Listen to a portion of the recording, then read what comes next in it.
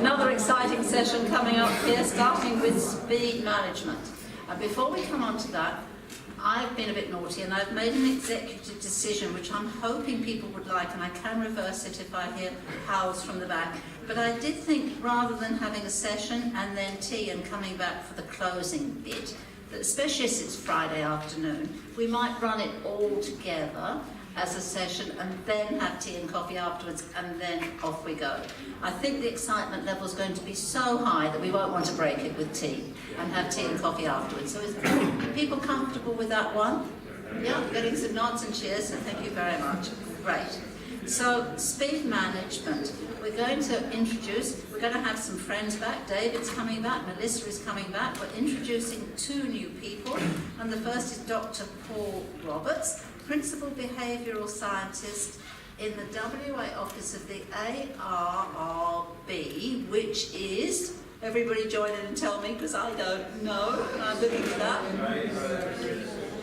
Australian Road Research Board, right.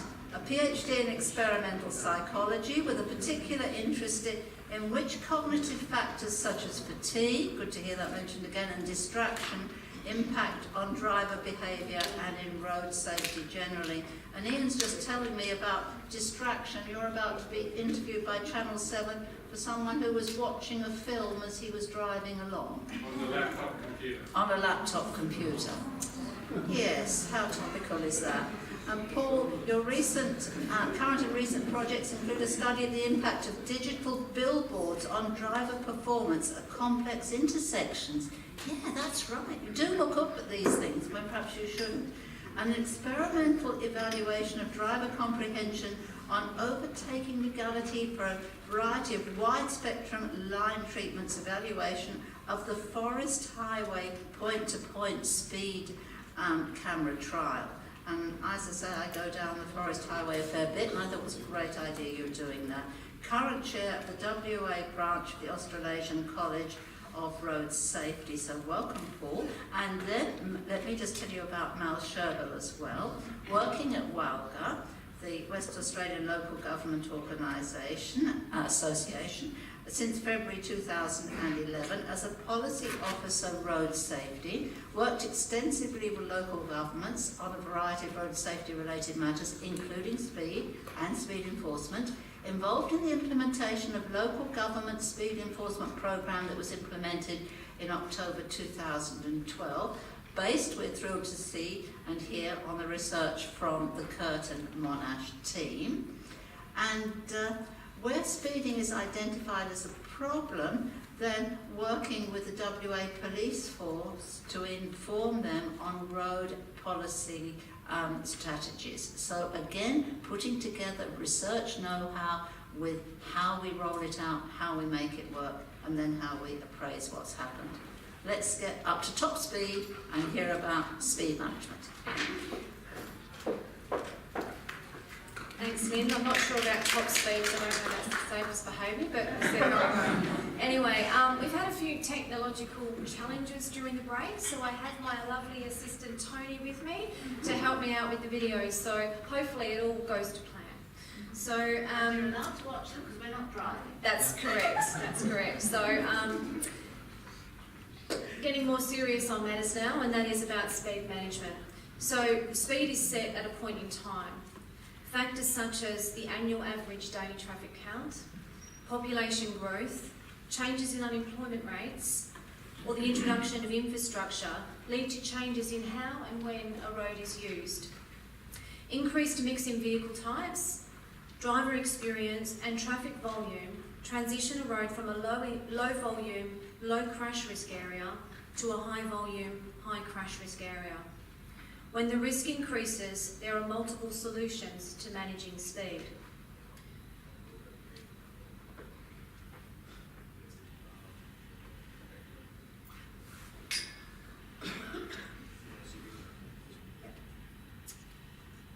You may recall this footage from the introduction of Slow Down, Move Over law on the 2nd of March this year. These tests were conducted to demonstrate the distance in metres it takes a vehicle to stop at different speeds. The 40 km/h for Slow Down, Move Over law which was introduced to increase the roadside safety of emergency and breakdown vehicle operators, was determined through research that identified pedestrian survivability at various speeds. Between 30 and 40 kilometres per hour, there is a 95% pedestrian survivability rate, and Paul will talk further about that in a moment.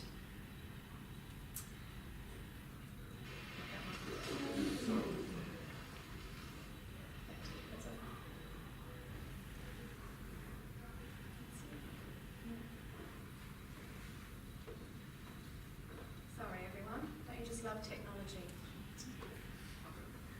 Screen, please. But there are other factors that contribute to vehicle stopping distances and subsequently speed-related crashes, and these involve the driver and factors such as attention, fatigue, impairment, experience and vision, the vehicle's age, type, weight, safety features and condition of the brakes and tyres, and the environment such as the weather conditions, road surface, gradients and alignment, and of course the speed at which we are travelling. What we do know is that as speed increases, our peripheral vision decreases, resulting in what's termed tunnel vision.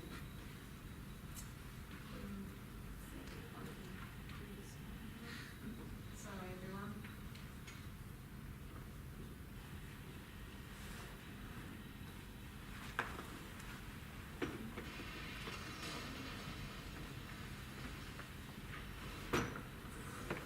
Here's what happens when we can't stop in time. These vehicles are travelling at approximately 57 kilometres per hour. To some of us that may seem incredibly slow. As an ANCAP council member, I have witnessed these types of crash tests occurring in the crash lab in New South Wales. And I can tell you it's a very scary and confronting experience.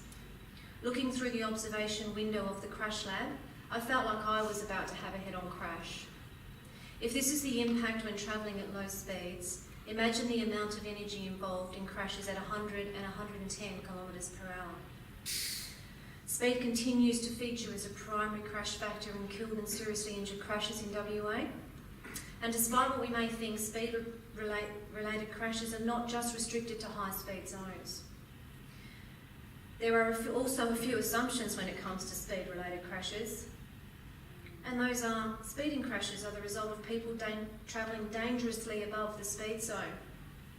Most speeders are young men, and speed's not the problem, it's the driver.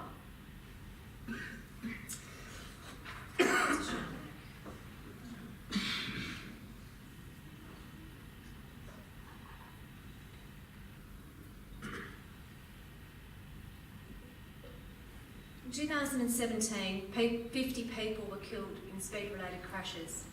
Whilst this is comparable to the preceding 5-year average of 54, it is a decrease compared to the 61 speed-related crashes in 2016. In 2017, there were 11 speed-related fatalities in both the 50-kilometre and 110-kilometre speed zones. You may be familiar with the willingness to pay model, which was discussed earlier this morning, and which is the amount of money an individual is willing to pay to reduce their risk of premature death or injury, while performing certain risky behaviours, such as using the road network. Applying the 2015 willingness to pay costings, a fatal crash cost the WA community around $8 million. This means the 50 speed-related crashes cost the WA community around $395 million in 2017.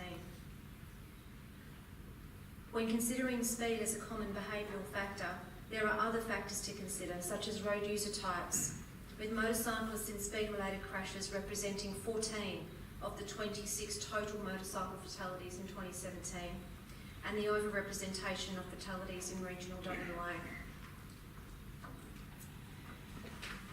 Since the launch of Towards Zero, the Commission has continued to work collaboratively across government and with community and industry to introduce effective measures to improve speed management. Most notably, in 2000, the introduction of 50-kilometre speed zones, which led to a 20% reduction in crashes in the first 2 years of implementation. In 2015, Road Trauma Trust Account funded the installation of flashing 40-kilometre signs in school zones. In partnership with the WA Police Force, Main Roads and Department of Transport, the state has increased and modernised speed enforcement technology. In 2016, the state's first average speed camera went live on Forest Highway. Dr. Paul Roberts will share the evaluation of this new enforcement technology in WA with you shortly. In 2017, our Minister introduced new legislation to increase the state of emergency safety of emergency and breakdown workers responding to incidents on the side of the road. Over the years, we have reduced speed limits in high crash risk locations. A recent high-profile example was Indian Ocean Drive, where a section of road was reduced from 110 to 100 kilometres per hour. The Department of Transport has modelled the Dutch initiative Bike Boulevards as part of the Safe Active Streets program, which reduces speeds to 30 kilometres per hour on quiet local streets, allowing cars and bikes to share the road safely. And in 2018, Road Trauma Trust Account funding contributed to the expansion of the Constable Care Safety School into regional WA schools, enabling children aged 7 to 11 years old access to road safety education. This is just a sample of speed management measures that have supported the vision of Towards Zero. Supporting these measures is the continued education and awareness raising to the WA public regarding the risks associated with speeding through targeted campaigns and various media channels, and continuing to increase community awareness. Thank you.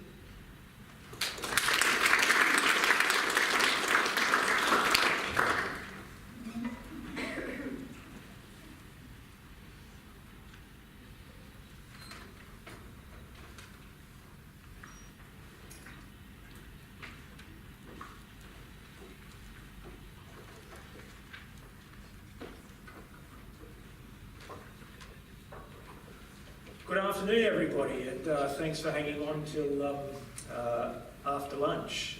Well done. Hopefully the fatigue's not kicking in at this point in time. I'm from the Australian Road Research Board, although apparently today I'm an honorary member of CMARC. So they're all sitting there barracking for me, and they've welcomed me with open arms, so thank you. We do collaborate quite a lot. On this particular study, we didn't. It's probably the poorer for it. The evaluation that I'm going to talk about very, very briefly today, there's a lot of data out of this, and it's quite a complicated analysis with some very, very messy data. Is an evaluation of the point-to-point or average speed camera implementation on the Forest Highway. I presume most people, or hopefully everybody, is familiar with what an average speed camera does, but essentially, just to remind you, is it calculates, or uses a number plate recognition system and calculates your speed over a certain distance. And in this case, it is approximately 26 kilometres, as you can see there. I don't know if that map's coming up very well there. Yes, good. Yeah. You can never tell with these kind of things exactly how they're going to appear. As you can see, we ended up with 3 control sites, and they're in the southbound direction, sites A, B and C, which you can see there. We also identified 2 halo sites, so site D was for northbound and site I was for southbound, because we wanted to get some kind of estimation of how persistent any effects were from the influence of the average speed camera zone. We ended up chucking out 2 sites that we had in there for a variety of reasons, but mostly because they ended up being too close to the cameras, and we were concerned that essentially what we were getting then is not an impact of the average speed camera implementation, but it potentially could be a reaction to simply just seeing this dirty grape pole on the side of the road, big yellow pole, which I'm sure many of you are actually familiar with.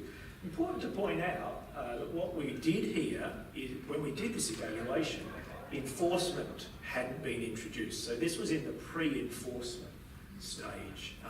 And we are going to do further evaluation on the what is now an enforced situation. And that will be very, very interesting to see what that difference is, although methodologically somewhat challenging to try to tease out some of the issues in there. Reinforcement means you're not going to send them a nasty letter, does it? Absolutely. There was no way that you could actually get an infringement in this period. So what we did is we measured speeds at these sites measured spot speeds at these sites using traffic classifiers, which are the tubes across the road that many of you would be familiar with. And we also had the average speeds as well. We measured those at the control sites and within the zone at various points. We measured it before and after the switching on of the system. So there was a lot of media about the switching on of the system, but it was also very, very clear that it was unenforced. What we didn't know was whether people would change people's behaviour in this unenforced, at this unenforced stage. So it was quite interesting just to see how people would react to this. People did react in very, very interesting ways. I can tell you that there were definitely some people that were quite clearly very aware that it was unenforced because their driving behaviour was hoon-like through this zone at that period of time. Now, this is really just, I'll give you some summary results which are easy to get your head around, but just so you can see how speeds vary across the times of the day. What we've got is we've got the treatment and control sites before and after on there. But you can see the speeds do vary quite considerably across the day, which is quite interesting. They're mean speeds,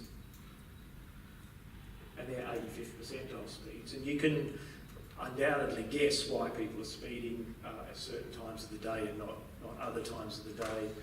These are not particularly unusual, these kind of results. Could you just explain the continuous lines and the dotted ones in case anyone at the back couldn't read which is treatment and which is control? So the continuous lines are the after, and the dotted lines are the before. And you can see that the other way around. Sorry, yes, my apologies. The other way around.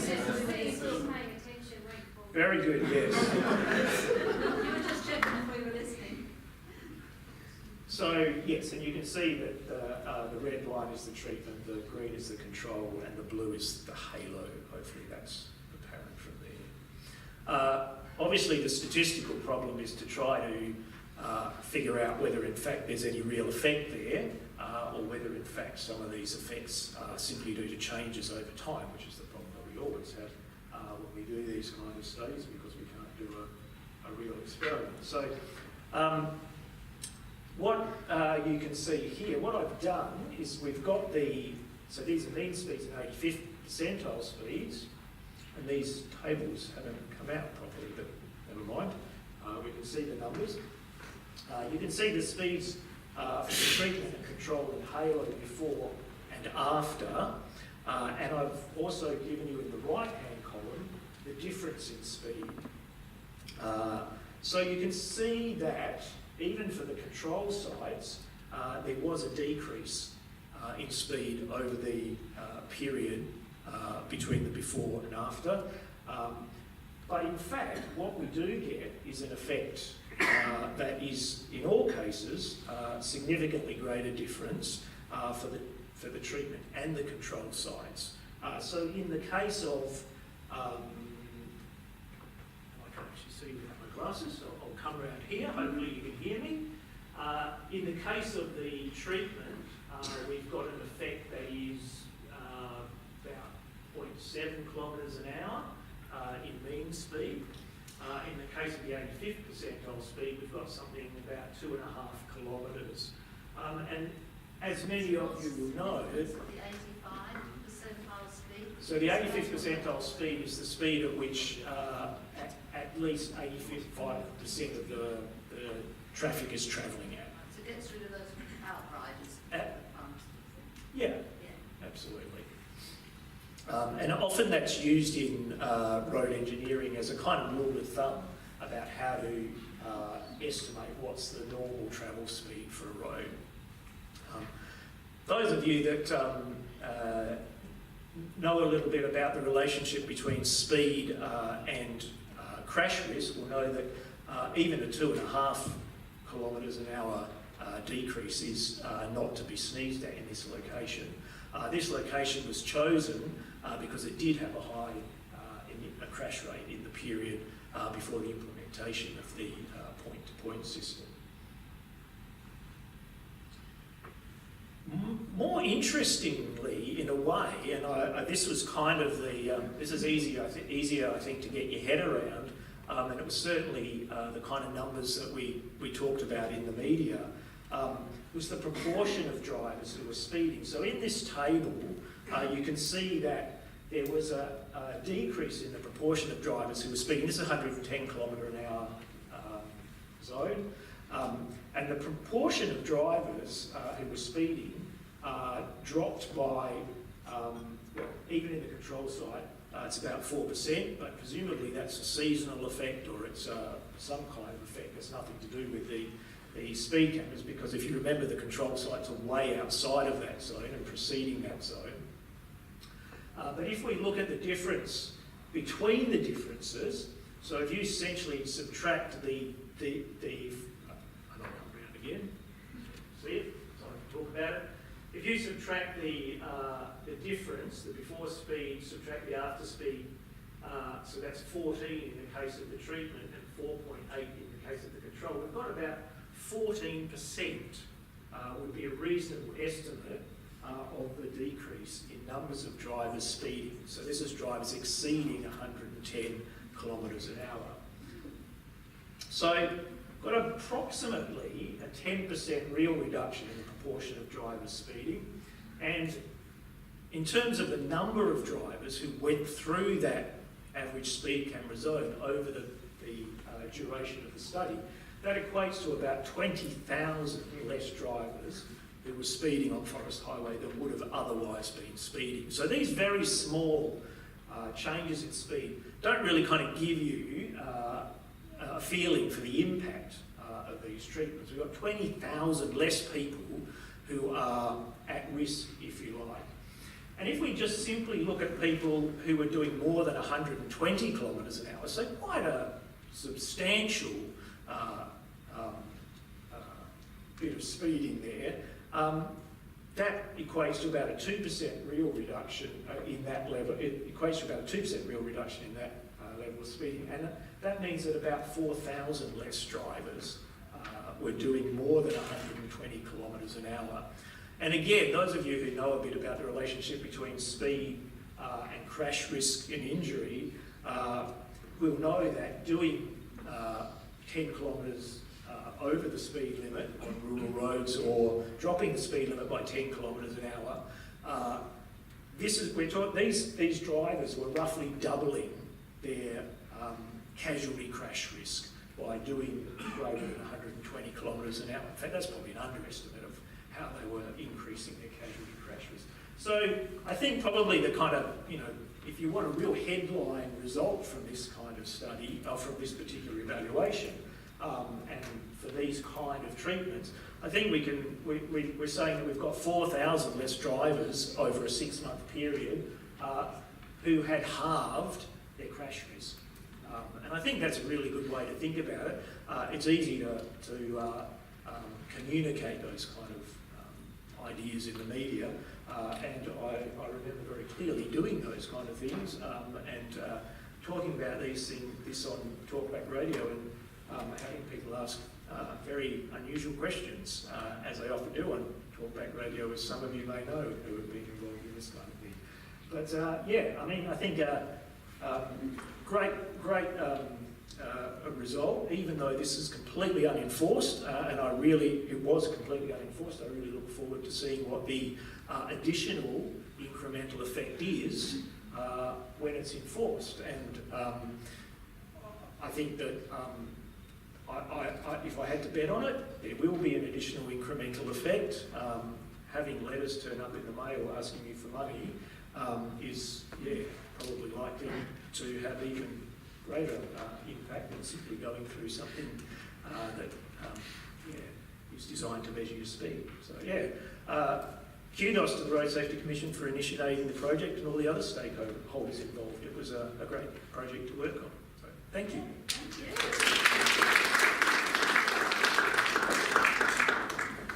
What an awesome result, and we've heard your bet, so we're going to keep you to that. This time, we've got another, I reckon we need another forum this time next year. I don't know about everybody in the audience, but if we do, Ian's nodding already, so we've got the thumbs up.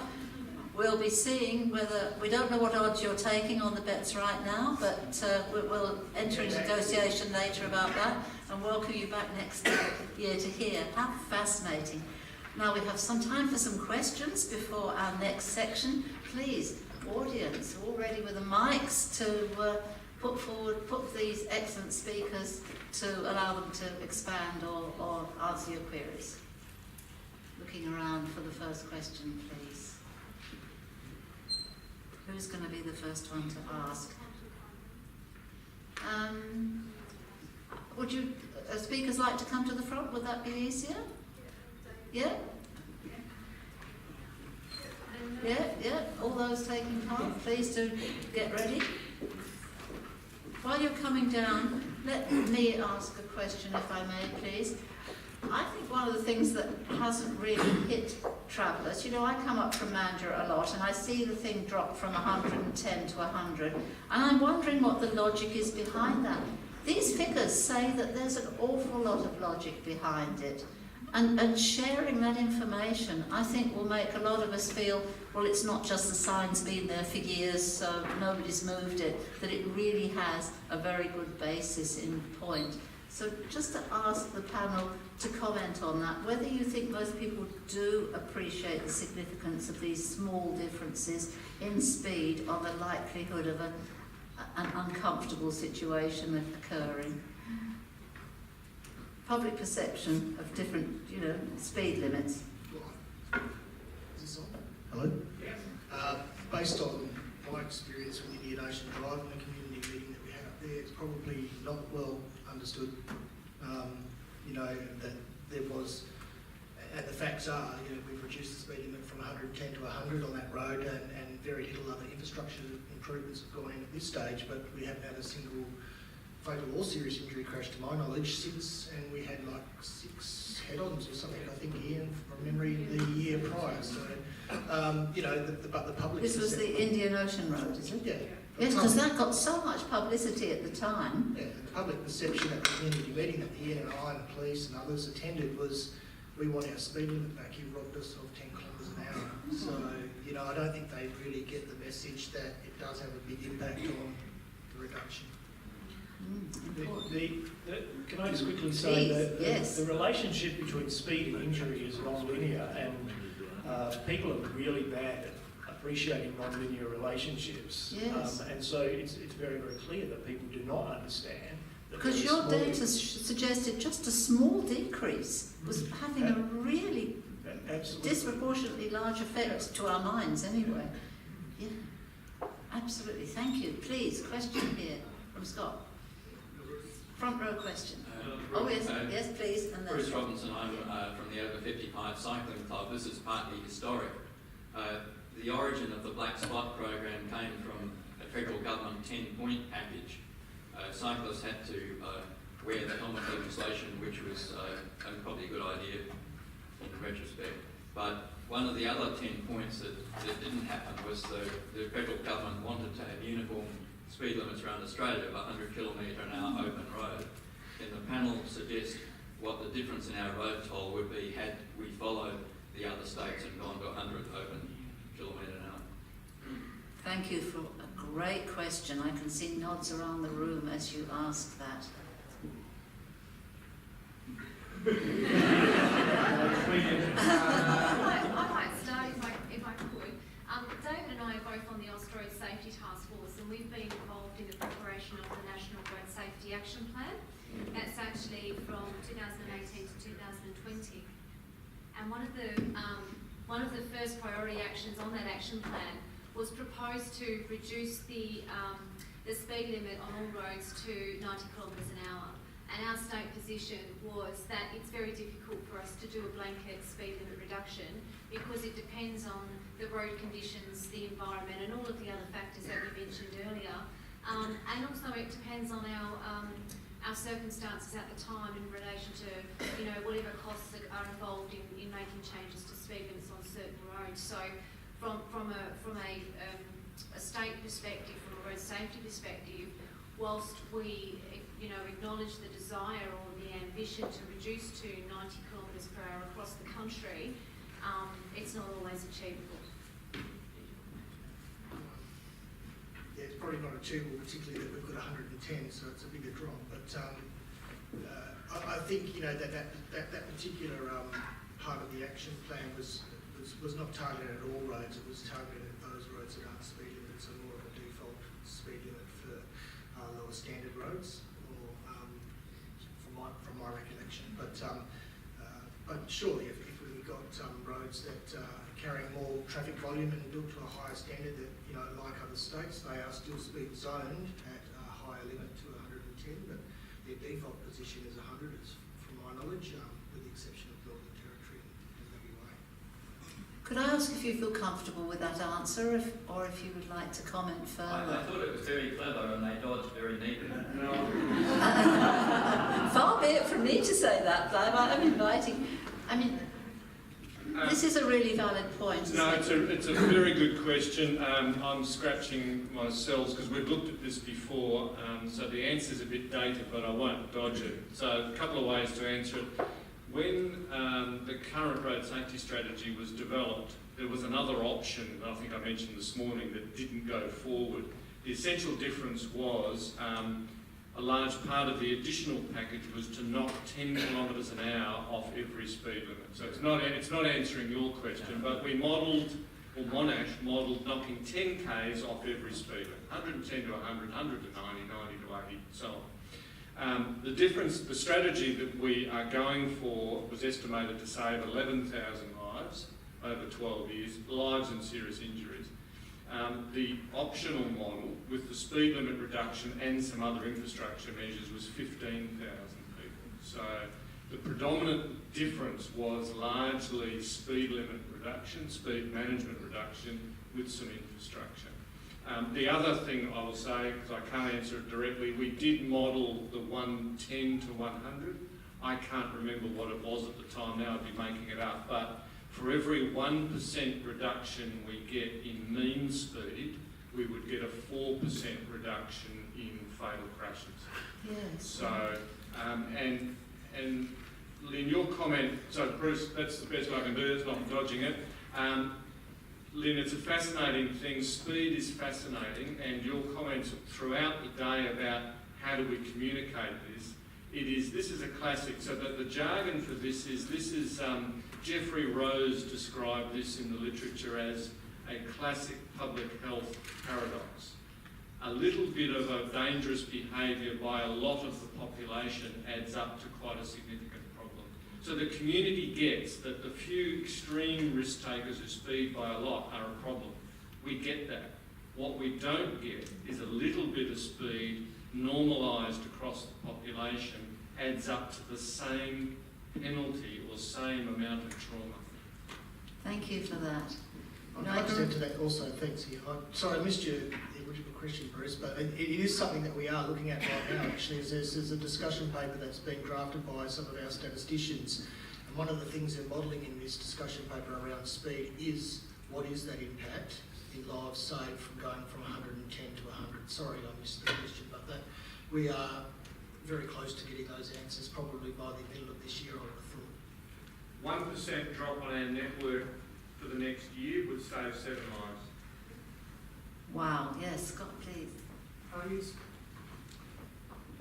A comment and perhaps an invitation for further discussion in relation to that. It's about the community perception, knowledge and understanding of that problem, because I think the public have definitely worked out that drink driving is a no-no. You don't do that. Wearing seatbelts is an obvious thing. Booms, all those kinds of things. Even mobile phones, people are prepared to dob each other in, which Australians never do, for mobile phones. They've worked that out, but it's those things such as which affect my everyday God-given right to drive at 70 kilometres in a 60 zone. So how do we change that? Knowing full well that's where, I'm not sure what the percentage of lives we could save by dropping that amount of speed off. Knowing that, and knowing that people are more than happy to accept other road safety behaviour changes, how do we do that? I think it's, I think we're sort of starting to make some inroads. We've seen, some changes in driving behaviour in relation to speed, but not enough change. And I think it's the continual education and consultation with community, but also involving community in change as well. I know David referred earlier to Indian Ocean Drive, and I went up with the team as part of the review committee in determining what was required to save lives on that road. The key things that the community were not happy about was journey time. It was going to take them longer to get to their destination because we had reduced the speed limit by 10 kilometres an hour. So, and we have done, Max Cameron has done some research in the past that actually gives the, some details around the reality and the truth around that myth, so to speak. And I think it's just being able to translate, when we do our research and we get the evidence, is how we feed that back to the community to get them to understand the reality of what they perceive to be. It may well be that we change the behaviour and then the attitude comes later. And that's some of the experience of drink driving. Not everybody was with that in the early days. Successive governments invested in police resourcing, changed legislation, and we enforced a lot of it. The behaviour changed, or began to, and then the attitude to drink driving has changed. Speed enforcement is on the same pathway. We are getting huge results from, notwithstanding hiccups, we're getting huge results from the automated camera program by WA Police. We are seeing crashes come down overall. We're seeing speed-related crashes come down. Main road speed surveys are showing average speeds coming down. So all of the indicators are going in the right direction. We haven't won. Everyone doesn't get yet that if I do a few kilometres, it makes a difference. Yeah. But everyone does get, if I do a few kilometres over and I get caught, I'll get fined. So we haven't won hearts and minds, but we are getting a behaviour change. Happy with that answer? Yes, the hearts and minds is a trick because enforcement only goes so fast. Yes. If I could just add to Yes, that from please. a local government perspective, sometimes the local government will just adopt the, it's medicine, you've got to have it approach, in that they will implement infrastructure within the road environment to slow people down. What they come up against commonly is that nobody wants a speed cushion or a slow point out the front of their house. And these people turn up at council meetings and argue their point quite aggressively. And the same but similar attitude is, at the moment, a large northern local government north of the river are negotiating with some house residents in relation to a children's crossing that's been approved to be implemented. So the red and white stop bollards, some folks don't like them out in front of their house because they think it's going to depreciate their house value and all the rest of it. So this local government is spending a lot of energy trying to negotiate to get this crossing in to help children get to and from school safely. Can I just quickly add something to that? I mean, it's not just classical traffic management kind of solutions that we can use here and enforcement. We can do things like self-explaining roads kind of implementations where we actually make the road infrastructure look such that people don't want to exceed the speed limit. And paradoxically, not paradoxically, but a corollary of that is that it actually makes the neighbourhood look better. So the kind of traffic management, classical sort of traffic calming devices that people don't like around their neighbourhood, that becomes not an issue. What you end up with is a nice looking environment, slower traffic, and it's a win-win. But we're just not very good at doing that, and we don't have that capability embedded in local governments. And I think there's a lot of scope for improving that. We know there's been proper evaluations, and Ian would be familiar with the New Zealand one, of these kind of things, and they have really quite substantial and maybe even surprising impacts. So we've got to go down that path. Thank you. A question there from the lady in the middle. Hi, my name is Sonia and I'm a graduate civil engineer with PhD. I had a question. You're just starting a PhD, is that No, right? a graduate civil Oh, engineer. graduate, yes. PhDs, engineering consultants. So I had a question in regards to vulnerable road users. So the safe system says that vulnerable road users can handle... A little bit louder. Vulnerable road users can handle speed limit of 30 kilometres per hour. My question is, why is a posted speed in school zones 40 kilometres per hour? 40 kilometres an hour in school speed zones. What? The logic, please.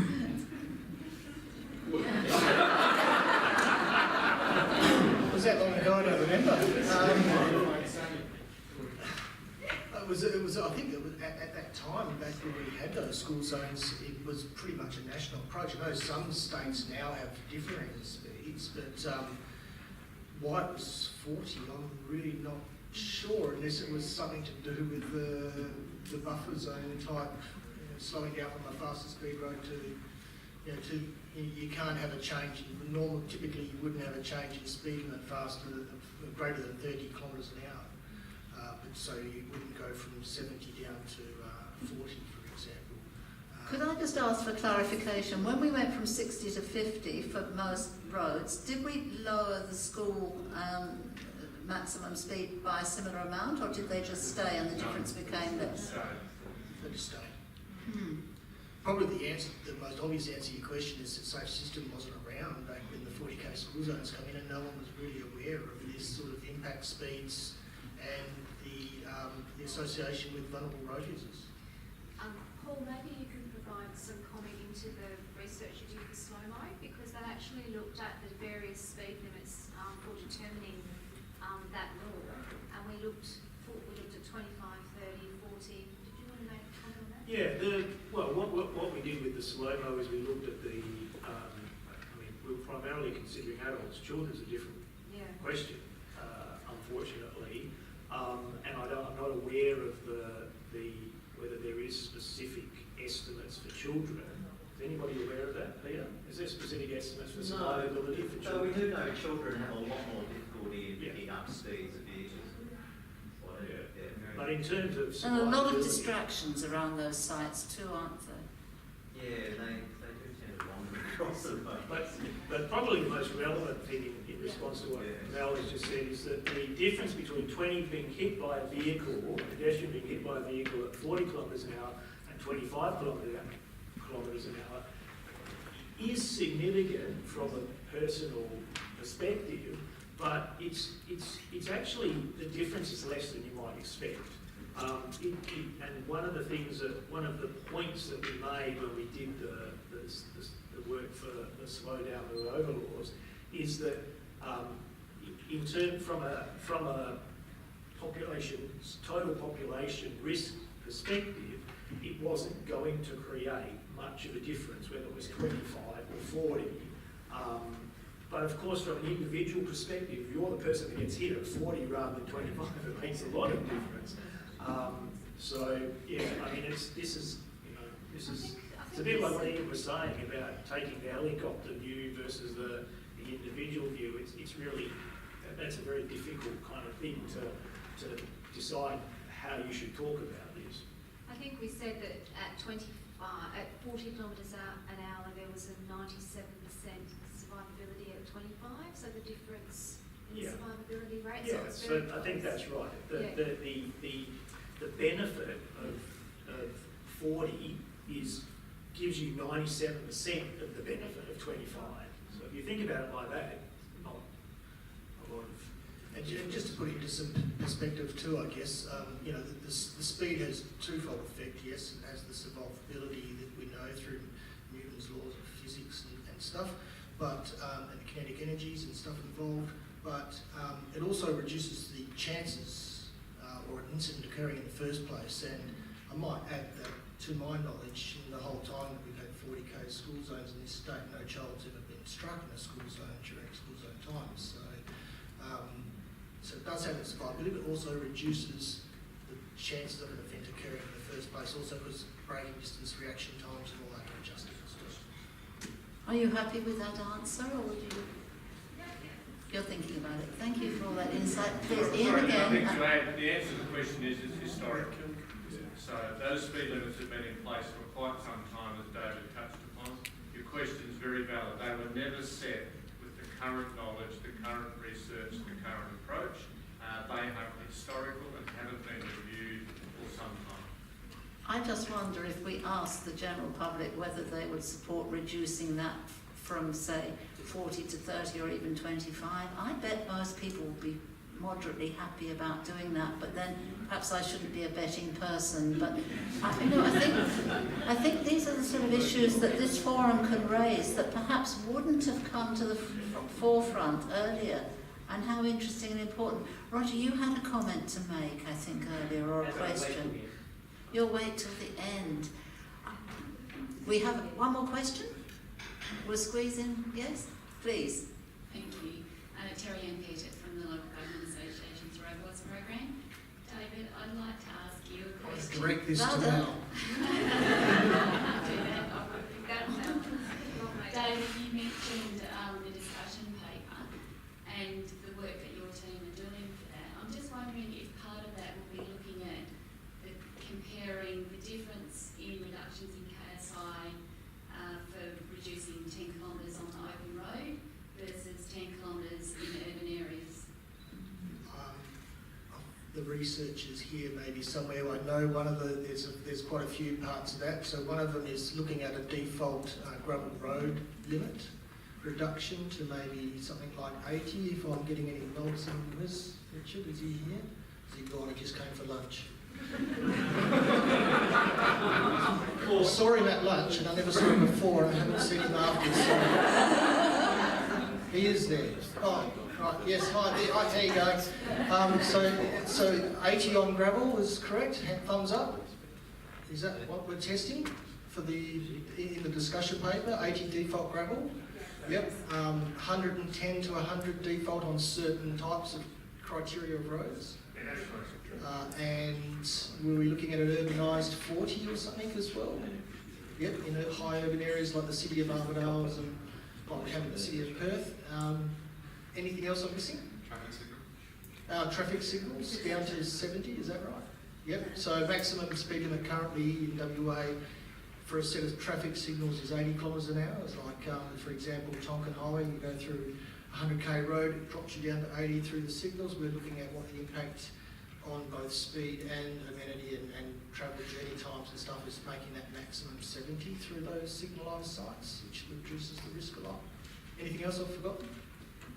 Nope, that's about it. So there was a number of different high key areas that we looked at. So in the urban area, what we were looking at mainly was, like in the city of Perth, if we had applied a default 40 for the city of Rockingham and Armidale and Joondalup and those high pedestrian, maybe Stirling, certain areas, what the impact would be in the fatal and serious injuries in those areas as well. Happy with that answer? Yes, thank you. No, that's good to hear. Thank you. Well, I think this has been a fabulous session. I'd like you to join me in thanking all the participants. I have a feeling this is going to come up in the general discussion later, so thank you, please, if you would resume your seats. Autonomous vehicles. You know, when you go overseas, when I was chief scientist and people would say to me, what's West Australia done that's special? I would say, one, we've won a Nobel Prize through Barry Marshall, and the other one was autonomous vehicles, particularly in the mining industry. And we have really led the world in that. And it's just spreading, isn't it? It's not just on mine sites now. Cars are on the road now, but they're doing some of the driving for you. So what an interesting area for us to have as our final specific question to address today.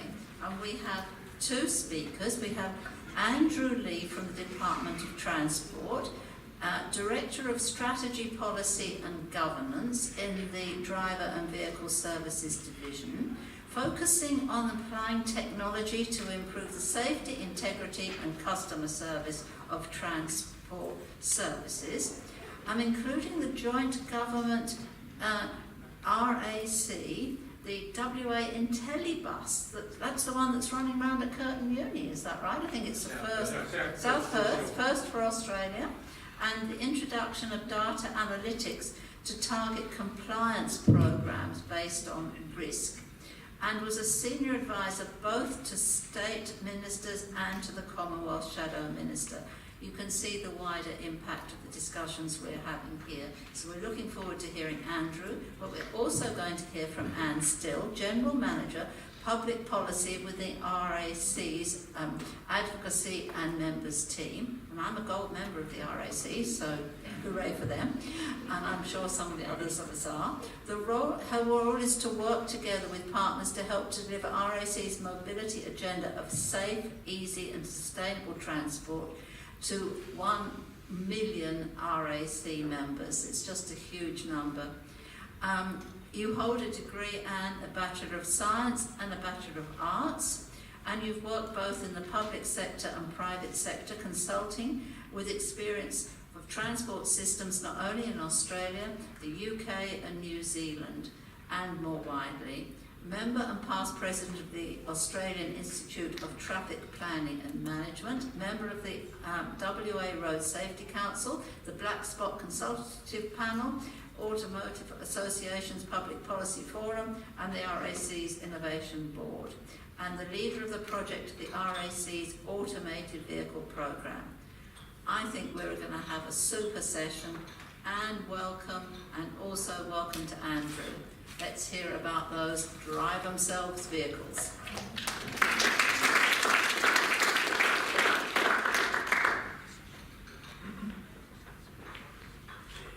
Thank you very much, Professor Beazley, and it's great to see this turnout today. I'm going to just give a very short presentation, really, to open up the discussion with the help of Anne Still and Ian Cameron. So it's just a short sort of taster of some of the current issues around the automated and connected vehicle agenda. So really, this is an agenda that's developing extremely rapidly, and there's a huge amount of enthusiasm and almost jostling for position amongst various states, various companies, of course, to be the first. So there's immense promise for the technology in reducing the human error factor in accidents, but also a number of questions that industry, community, government have to work through, including legal risks around liability and insurance, regional issues, how well are these things actually going to work out in the country, away from clearly marked roads and so forth. Public confidence, experts can believe things are safe, but if the public doesn't have confidence, it's not really going to work. The connected aspect is important too, because these vehicles aren't just self-driving with self-driving systems. They're talking to each other, they're talking to roadside infrastructure, and secure, effective data environments needed, which is much harder here than in Europe, for example, so that's a key challenge. And perhaps most relevantly for today, the so-called automation paradox, where as machines get better at helping us do things, we get less and less skilled at doing things that we traditionally did ourselves. And back at the beginning of the 20th century, Ian Forster asked in the classic short story what happens when the machine stops, and machines stopping and starting again, and whether people can monitor what smart machines are doing is a key safety challenge. Of course, there's enthusiasm for automated vehicles, but also every time, even though people are killed and seriously injured all the time by human drivers, when there are accidents with driverless vehicles, that does a lot to dent confidence.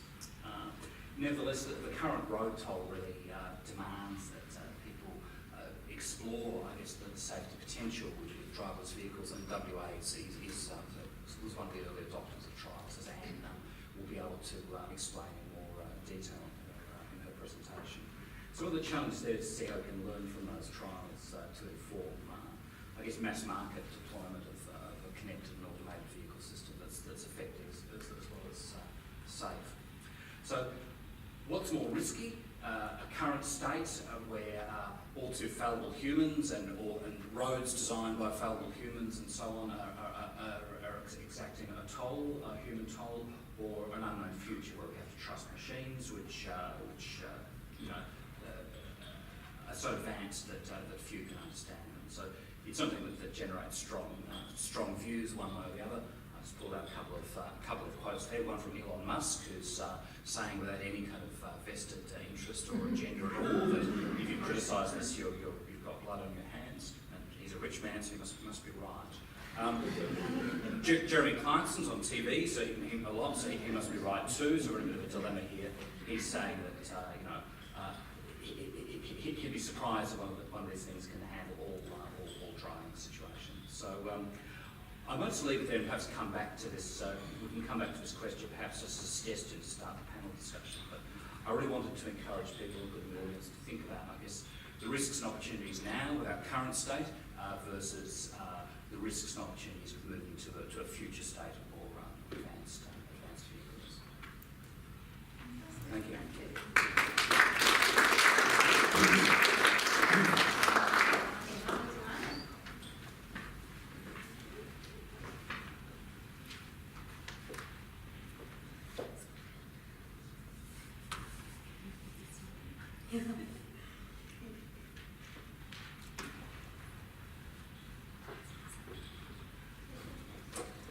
Okay, good afternoon everyone, and thank you to Ian and the Road Safety Commission for the chance to come along and speak to you today. Thanks also to Lynn, and welcome to all of RAC's Gold members. Emphasise that. So as you've heard, RAC has about 1 million members in Western Australia, and we have an advocacy agenda that really speaks to ensuring those members can move around in a safe, accessible and sustainable way. And one of the things that is very important to us is surveying our membership. We develop a lot of policy, and the very first thing we want to do is really understand what it is they want to see happen, where they are in terms of issues, and I found the discussion around speed management very interesting. So obviously the community, for example, have a pivotal role in how that rolls out, and indeed whether it does at all. So we could see that autonomous vehicles were very much on the horizon, and we did survey our members to see what it is they thought about it all. We surveyed more than 1,000 members, and we've now done that on three separate occasions within the last 2 years. And what we know is that more than 80% of them, the vast majority, expect to see level 4 fully driverless vehicles on Western Australia's roads by 2030. So that completely aligns with the industry estimates. The Australian Driverless Vehicle Initiative, which is a collective of about 90 different agencies and organisations across Australia, are predicting similar timeframes. And so with that in mind, we set about launching an autonomous vehicle trial in 2015. It launched in August 2016 on public roads, with the opportunity for the public to actually ride in the vehicle and interact with our chaperones to learn more about the technology, but also to learn more about the, the policy ramifications of autonomous vehicles. And I just wanted to pause to mention our partners, State Government of Western Australia, the Pt3, Public Transport Authority, Department of Transport and Main Roads. They've all been fabulous partners for us, and we're also now working in partnership with the federal government as well. So the trial has 3 very clear objectives, and they have been our guiding light, if you like, from the very beginning. The first is to understand the impact and opportunities from the technology, and those words have been chosen carefully. It's not to demonstrate the benefits of the technology. We are very much in the middle ground, I guess, when it comes to autonomous vehicles. The impact may be good, but we're well aware that there's going to be other impacts that may not be, and we really need to be across how those are going to be managed and across that early. The second objective was to give Australians the chance to see and use it while it remained in the early stages of development, which I've already spoken about. And then working with our partners, government and also industry to develop a pathway for readiness. And there's an awful lot to be done. We know that currently there's about 716 legislative barriers in Australia to these vehicles being able to be used on our roads. And driver is mentioned in our own road code about 1,000 times. So there's an awful lot to step through. I'm not going to dwell too much on what we're doing, except to say that before going on road with the vehicle, the RAC team and our partners did have it at our driving centre for more than 4 months, where we were able to work with companies who, for example, have been involved in commissioning autonomous vehicles on the mines, to really put the technology through its paces. And so we have an awful lot of testing information that we're still collating and we're still conducting. This is where the vehicle is currently operating. So we have a 3.5 kilometre route operating 5 days a week, and we're collecting data on every ride and every day that the vehicle operates. This route is divided into 6 different sections, and every interaction or disruption that the shuttle encounters, whether or not that is something to do with the vehicle's software, its mechanics, or the external environment, is collected, put into a report, and if we deem it serious enough, or interesting enough, might be a better word, we can actually go back and get the logs and actually go into more detail around what that interaction was. So we are currently working to collate all of that information for the first 12 months of our trial. And we're well positioned to be able, because this has been done from an advocacy perspective, we're going to be releasing all of that information in due course. So that information has been pulled together by my colleague Anna Sawyer, who's also here today.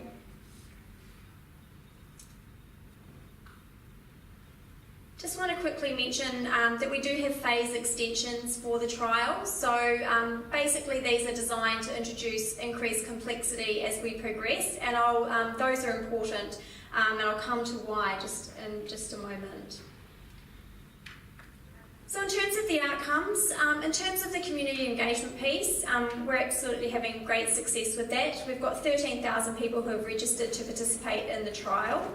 8,000 people already have, and each of those participants have completed pre- and post-ride surveys. Again, the information which we're collating and will be sharing. We've now travelled more than 11,000 kilometres fully autonomously, and just a reminder, the vehicle doesn't have a steering wheel or a driver's seat, so it is completely autonomous. I've already spoken to the intervention tracking and reporting, and then also the community perception survey waves that we're doing, and we're going to continue to run those every 12 months. And the reason for that is we want to capture the broader community views, not just the people who are participating in this trial. In terms of policy and policy development, we have been participating in national inquiries, but we're also, as is the Department of Transport, doing a lot of work with the National Transport Commission. So we've contributed to their documents around guidelines for running trials, the safety assurance frameworks, and then also changing driving laws. And that last one is really important. So that's all about who's going to be designated as being in control of an autonomous vehicle. And the complexity of that relates to the fact that you have the human interface, you have the vehicle interacting with sensors, then you have the sensors interacting with the environment, you have algorithms that are then telling the vehicle how to function and what to do. And in the long term, when we move to a level 5 autonomous vehicle, we're going to have artificial intelligence. And at that point, it probably, I'm advised, becomes almost impossible to regulate what that vehicle is doing, because it will be learning and changing at any time. So there's an awful lot to step through. And we're also working with other states. We've been involved in commissioning the Latrobe trial in Victoria, the Flinders trial in South Australia, and also a trial in New South Wales. And we're also providing information to their road authorities as well. So in terms of more detailed research initiatives, we have about 7 different key projects underway. The first one of those is our extension to phase 2. And really what we need to be able to do that is to introduce new camera technology and lane keeping technology. We'll also be looking to expand the trial to phase 3, which will ultimately connect the shuttle to Perth Zoo and the CBD ferry. And to do that, we have a project underway in partnership with Main Roads where we're looking to introduce vehicle-to-infrastructure technology. And what we're looking to do is to test how that shuttle interacts with our local traffic signal system here in WA. We use a Sydney-based scheme, and as a technology taker, as an importer of vehicles, most of those are probably not prepared to deal with connections to our local infrastructure. And both of those projects are underway and are being tested off-road imminently. We're also trialling wireless vehicle induction technology. So the shuttle is able to charge by parking over a magnetic pad. This is really early on in induction charging, but obviously that's going to be critical for driverless technology. You can't have a driverless vehicle and then get someone along to plug it in. So we're really excited about testing this, and it also is a great project in terms of our sustainability agenda. We're also doing some work around the RTK GPS connection. So currently we have a differential base station which we connect to down at South Perth. And we're working to test a system that is provided by a West Australian company that will allow us to tune into a network which would provide us with a new and probably a more advanced way of getting GPS connection to our shuttle. And it would also enable us to move around the state without having to configure a new GPS setup every time we moved. I've already spoken to the community perceptions work that's ongoing. And then just finally, we're looking to optimise the service improvements by testing our various fleet management systems, real-time monitoring where we will be able to see our own and other autonomous vehicles that are operating on the network. And we're excited to know how that might play out for government as well in terms of them being able to monitor autonomous vehicles remotely. And then just to conclude in terms of research, we are looking, in fact we've committed to trialling next generation vehicle technology as well. And we'll be doing that using this vehicle here, which is the Autonom, launched in Paris on the 7th of November last year. It's really the next level in terms of technology. It has more LiDARs, more cameras. It also introduces radar to our suite of technology that we're trialling. And we'll be trialling this vehicle alongside Paris and Las Vegas, again in partnership with the state government of Western Australia. And I'll just dwell on this. For us, this is really what it's all about. So RSC is a community-focused organisation, and we see that we have a role in making sure that people can be involved in the transition. But we're also really happy to support universities in terms of research and provide access to our trial for researchers. But the importance of involving the community really can't be underestimated. So just to conclude, I made some notes before. I heard some interesting things this morning. One was that ordinary people make everyday mistakes, and that's really a reminder about why this technology is important. And we're excited to think about how we might use it to lower the road toll in the future. Ian said earlier that we have problems that we don't even know about yet, which really resonated with me, and I can't think of a topic where that is more true than autonomous vehicles at the moment. And I was also just reminded in listening to everyone's research that we have a really bold target in trying to reach zero.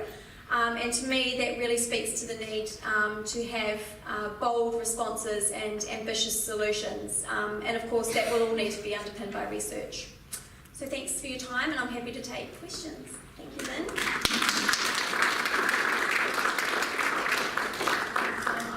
If both Andrew and Anne could just be in the hot seats over there, that would be fantastic. And what an exciting future we have. But as you say, one where we need to look at all the aspects, legal and otherwise. So we're joined. It's fantastic that we've got a larger panel now. Ian, thank you for coming back. Thank you for joining us. Open to questions, please. Looking forward to this. Just looking around the audience for the first question. From the front row here, from Brett. Brett Hughes again. The normal introduction...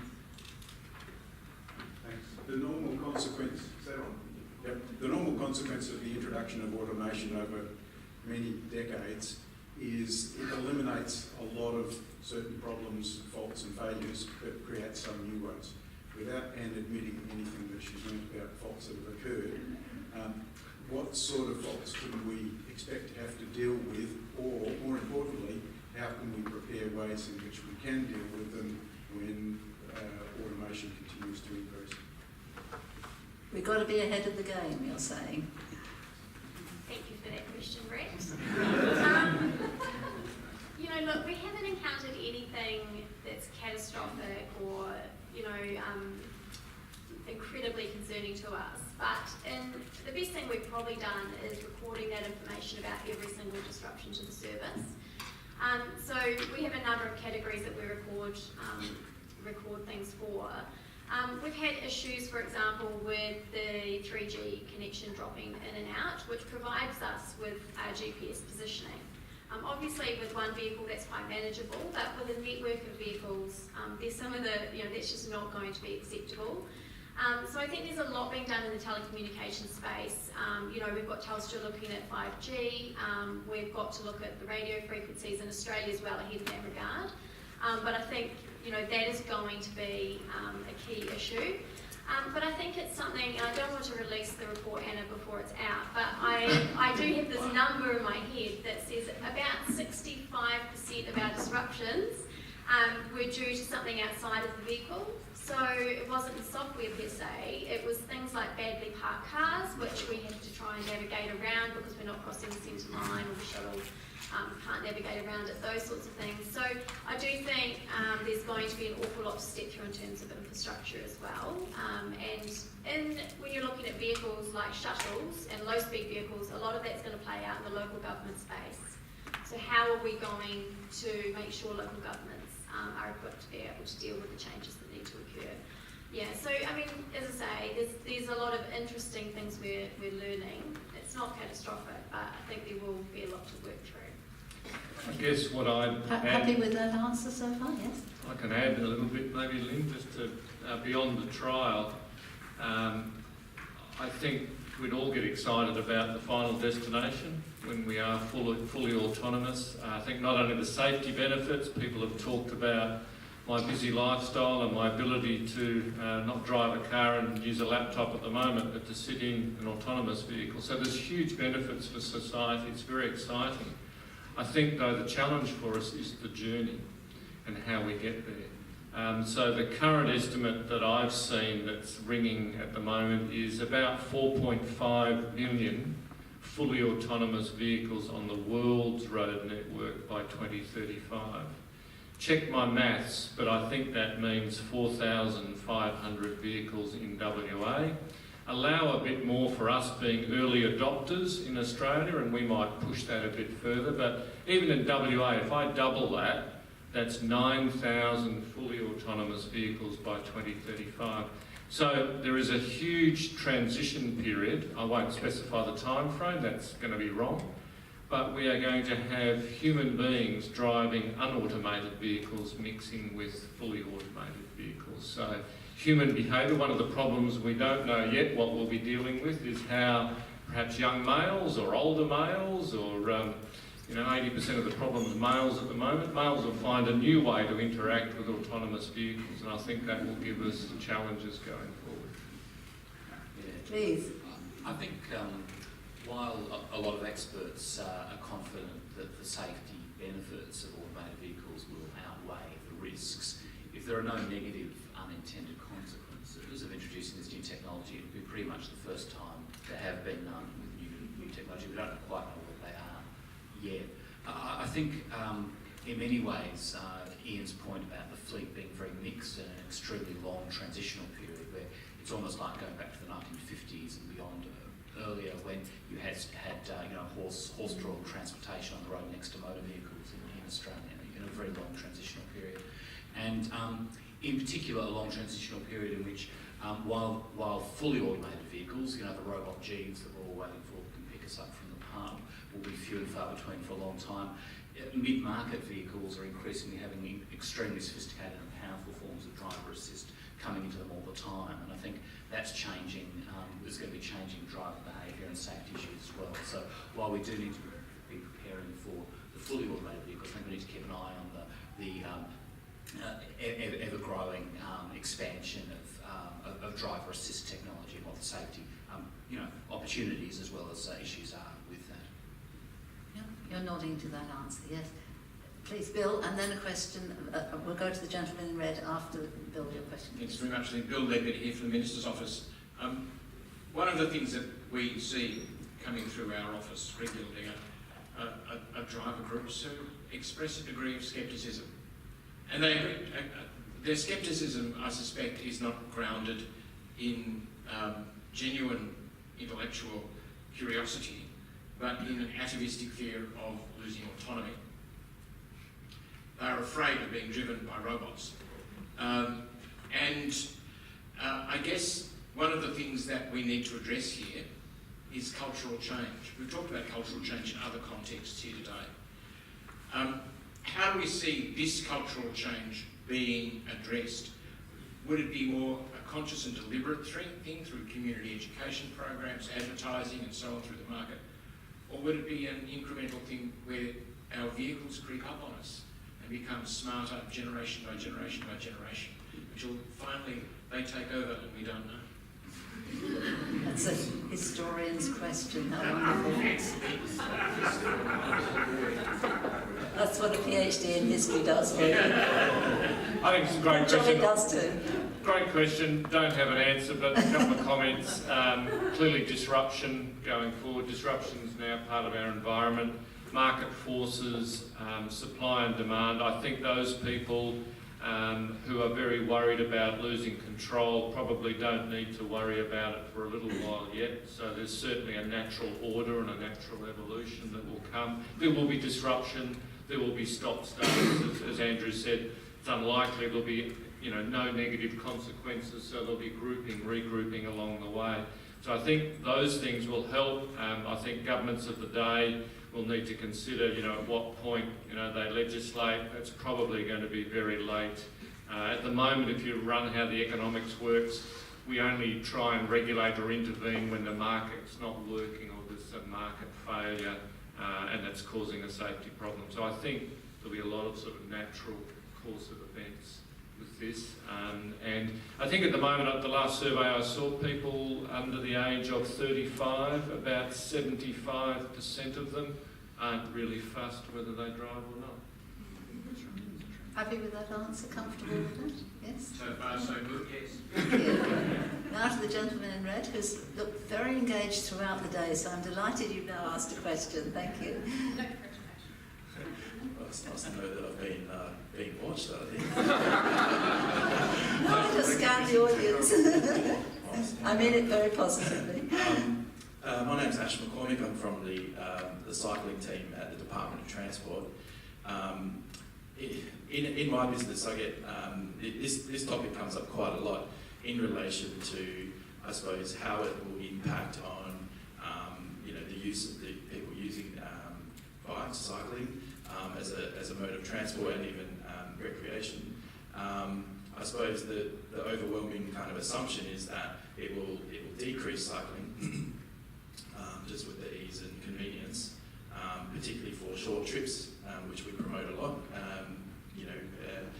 We recently had a presentation from Simone Pettigrew at Curtin University from the health side, looking at autonomous vehicles and the impacts, and she was basically pointing out that they believe there's going to be an increase in cycling just purely around the safety aspect on the roads, people feeling more safe.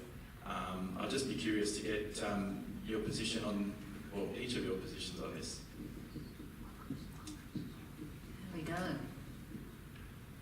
Thanks, Ash. So I actually think, I don't see a reason why autonomy should impact cycling. We have cyclists interacting all the time with our shuttle, and it's not a problem. But going outside of the trial, I think, call me an idealist, but this opportunity and this technology is really what we're going to make of it at this point. And I think a lot of it is going to come down to the decisions we make about how we want to use it. And I absolutely think we have to be careful about not legislating too early before we really understand what's going on. But I also think there's a lot of pressure on government not to interfere or to get in the way of innovation as well. But I do think there's a lot of opportunities where we can say now, how do we want this technology to be used in Western Australia? So is it going to be something that leads to urban sprawl because everyone's happy to read a book for 3 hours on the way to work? Or is it going to be something that we apply to the first and last mile and we connect our communities to the rail stations? We make it possible for people to reduce their car ownership and so that they can then have a bike that's supplemented by really what is a completely connected transport system. So I think it's just making those decisions early around how we're going to use it. I also agree, Andrew made a good point about when we're going to see this technology. And in the short to medium term, I absolutely think as a city and a state, we should be focusing on cycling, walking, public transport, and getting the system working well. And then looking longer term to work out how we're going to use autonomy to supplement that system. And that's certainly something that London's doing quite well. So they're keeping an eye on what can we do right now, at this point in time, to resolve the challenges we have. And then they've got an eye to the long term of how we're going to integrate, all of the other stuff later on. You're right. I mean, people can use the technology in different ways. I mean, no doubt there would be some people who might decide not cycle, either a cheap and easy driverless shuttle is available to hop on, but you can also configure it so that it's easier to throw your bike in a bike rack inside or outside the bike, outside the shuttle or the other driverless vehicle. So it could be designed to support cycling, bearing in mind the health benefits and the environmental benefits of cycling, and also it wouldn't be a forum on this kind of issue without mentioning the phrase mobility as service, which I know is a favourite of Brett Hughes's. You could have a situation where people buy a package of access to transport services, which could include rights to ride in a driverless shuttle and rights to a hire bike and things like that as well. So, there's a will to incorporate cycling into automated vehicle future. It can be done. Ash, I'm in the glass half full camp too. I think it'll actually be a huge opportunity for cycling, and if you bring a couple of other things in, like my colleagues here have, so if we look at Madrid and we look at a couple of other places at the moment, if you look at disruption at the moment with Uber and alternative on-demand transport providers, you look at, they'll be amongst the first to go into the autonomous space. The modelling's been done in a couple of cities now, and they're not exactly like Perth, but I have spoken to some people who believe Perth's possible as well. So if you start to look at on-demand transport, you start to look at combinations of high volume, high speed public transport, MetroNet and other things this city's going to have. You then model in Madrid, they've calculated a 40% freeing up of current road space. 40%. The combination is around high volume mass public transport combined with small, what they call minibus Uber type vehicles that take 10 or 12. That combination in Madrid connects everybody within half an hour of shopping, health or employment, freeing up 40% road space. So we can do an enormous amount with that. I think governments going forward with obesity and public health and all the rest of it, we're going to have these other agendas beyond the safety aspect. So I think I'm very positive about it. I think it's a huge opportunity, particularly when you look at some of the other shakers and movers and disruptions that is happening in our community. I just would say as well that we talk about autonomous vehicles, but we also have to remember the connected vehicle part as well, which, will we have vehicles that are able to know a cyclist is there 100 metres before it even gets anywhere near it, or before it even turns the corner and is able to be even in its sight line. I can see you nodding, Ash. Are you reassured by those answers? Right. Yes, I can see some thumbs up. Thank you. Karen, do you have a question? Yes, please. Hi, my name's Jason. I work for the Transport Workers Union, and I've just got a question. I'm not sure is super sort of relevant to this. Obviously, we're talking a lot about the safety aspects of things, but just with more and more autonomous vehicles coming in, obviously there's an economical sort of side to this as well, in terms of the economy with jobs and all that side of it. Is there discussions that you're having on that side of the spectrum as well? You know, will jobs sort of be created from this, or will they be lost, or that sort of stuff? You work in conjunction with other government departments in relation to that, so I'm just keen to hear some views on that. Yeah, that's an excellent question. There's no doubt that technology like this both creates and destroys jobs, and I mean over time there will be jobs, you know, in transport that become more scarce, as well as jobs that didn't exist before that become more common. I guess it's, I'm not an IT person, but I guess it's an example of the ongoing digital revolution. I mean, these sorts of driverless vehicles are essentially digital products, and work is increasingly being created for people who are able to deal with that sort of technology and those sorts of issues. So I think it'd be a challenge for government and for industry and for unions to help retrain and have transitional support for people, because so it's not going to happen overnight, but some jobs will go, but others will develop as well. Other people on the panel care to comment on that, or happy with that answer? Yeah. Good answer. Yeah. Would you care to have a supplementary question on that, or do you feel that it's been addressed already? No, that's fine. That's fine. Thank you. I think it argues for the fact that the younger generation, the more upskilling we can do there, as well as to people coming through their careers as they retrain, that we're in a fast-forward world here. Perhaps just to say, Lynn, that it has already happening. The VE Commodore, I think, was the second last Commodore that we had.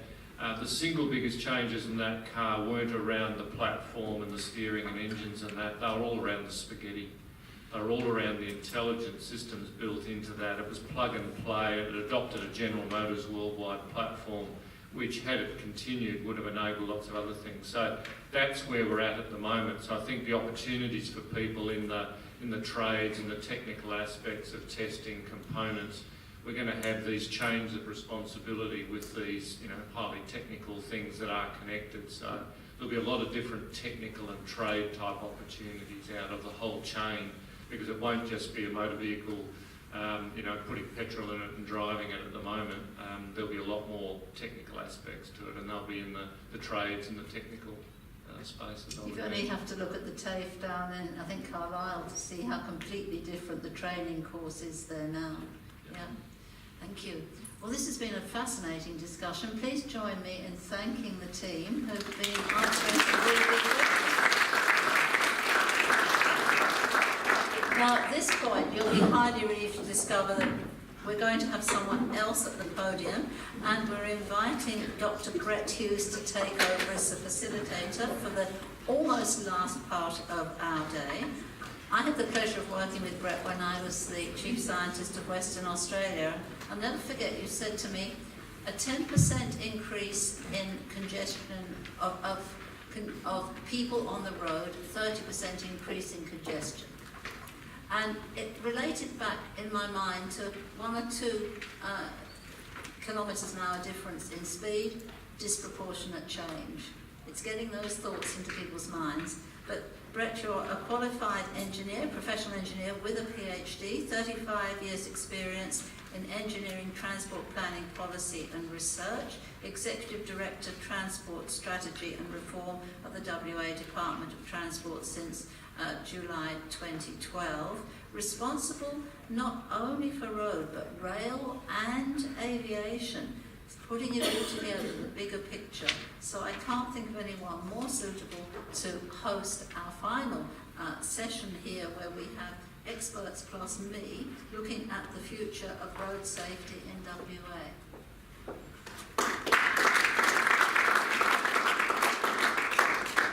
Thank you, Lynn. I think part of my job is to keep everybody awake as far as I can. and we'll just have to check our timing at the end with the panel as well. But I just wanted to start off with some of the things that go along in the background. You might notice, in some societies there's a fatalistic belief that says if you drive at 50 kilometres an hour or 150 kilometres an hour, it isn't going to make any difference. If you're going to crash, you're going to crash. If you're going to die, you're going to die, and there isn't anything you can do about it. So speed doesn't matter, seatbelts doesn't matter. Of course, we don't have any cultural problems like that in Australia. Is that a real photo, or is that just put together by PowerPoint? Do they really do that? I can't say. It's on the internet, so it must be true.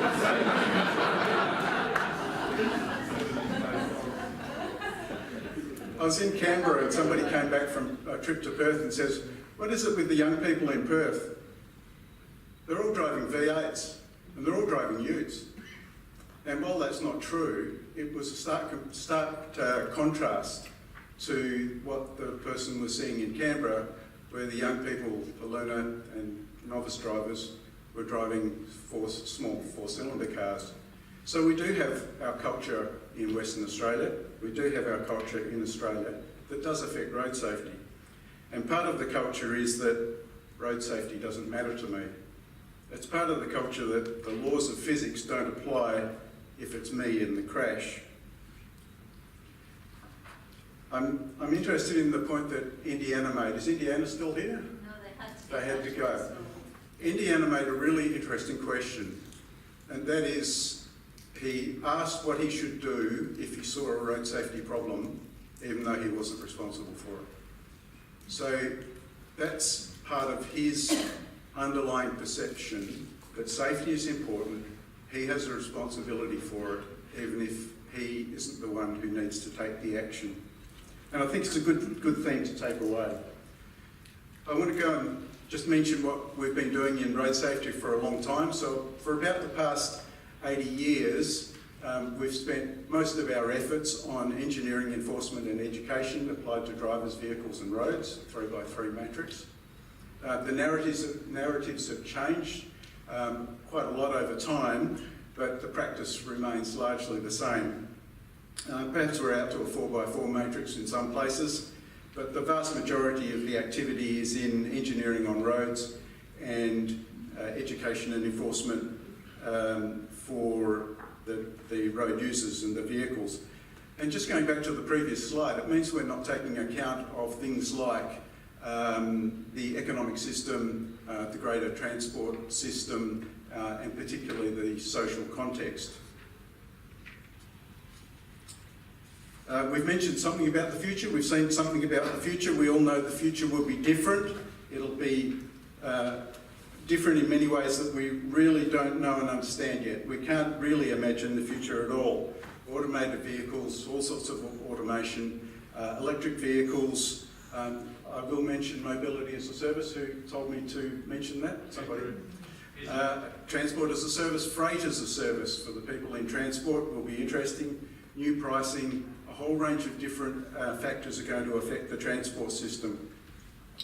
It's very complex, but the National Transport Commission drew it down to three main themes.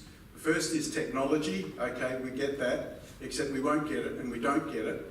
Australia is still about 10 years behind in some of the technological benefits, like automated electronic braking, and there's a lot more that will come that we can put into practice. And the future of technology and transport is beyond what we can imagine. The second is market structures. So you can think Uber and the shared economy and so forth. It's going to change the way the systems operate, and there will be new markets and new ways of doing things, and there will be new consumer demand. So we've already heard some of the things mentioned today about driver preferences. People who don't want to drive anymore, they're not buying cars, they're not getting licences as early. So the future, as it has been in the past, is that the consumers want their products and services easier, cheaper and faster, and businesses want things cheaper, and they will produce new products and services to do that. Now, the old people in the audience, like me, grew up in a world that was stable, certain, simple and clear. That is, it was fairly easy and fairly predictable. But the future isn't like that. And so it's been characterised, just as an example, that the future is volatile, uncertain, complex and ambiguous. In other words, it's difficult and it's unpredictable. The concept of VUCA actually developed out of the American military in the Cold War, but the concept of the future being difficult and unpredictable is accelerating. So the ways we've thought about problems in the past, as Ian said, aren't applicable to the future. We can't keep doing the same things in the same ways and expect to get the same result. So we need to change our way of thinking. We need to change the way we manage safety, for instance, with different analysis and different assessment tools. And I'll give you some opportunities to look at that in a short while. So beyond the 3x3, 4x4 matrix, there are a lot of other elements that can be taken into account. So what I did in my PhD, and if anybody wants to look up on it, they can find it on the Curtin website. Please don't read all of it. You can read some of the background if you're interested in safety, or go to chapter 7, which is the conclusion, which contains this summary. But if we put a systems theory into practice, then we would say in road safety that participants use processes based on principles to apply the policy tools to affect contributing parts or components in order to achieve a purpose or the outcomes. And these all occur in complex interdependent partnerships or relationships of change within the system. What I do want to highlight is a couple of things. Firstly, this isn't a theoretical academic approach. It's based on systems theory, which is based on reliability engineering, biological systems, safety engineering in other domains. But also within that framework, the 3x3 matrix gets expanded to a 9x10 matrix to take into account some of the factors that we've talked about today.